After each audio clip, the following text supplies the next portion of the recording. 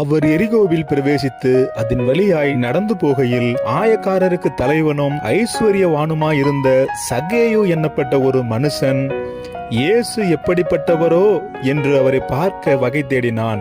அவன் குள்ளனானபடியால் ஜனக்கூட்டத்தில் அவரை காணக்கூடாமல் அவர் போகும் வழியில் முன்னாக ஓடி அவரை பார்க்கும்படி ஒரு காட்டத்தி மரத்தில் ஏறினான். இயேசு அந்த இடத்தில் வந்தபோது அண்ணாந்து பார்த்து அவனை கண்டு, சகேயுவே, நீ சீக்கிரமாய் இறங்கி வா, இன்றைக்கு நான் உன் வீட்டில் தங்க வேண்டும் என்றார்.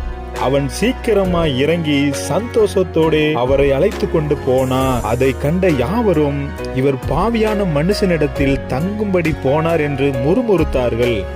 சகேயு நின்று கர்த்தரை நோக்கி, ஆண்டவரே, என் ஆஸ்திகளில் பாதியை ஏழைகளுக்கு கொடுக்கிறேன். நான் ஒருவனிடத்தில் எதையாகிலும் அநியாயமாய் வாங்கினதுண்டானால்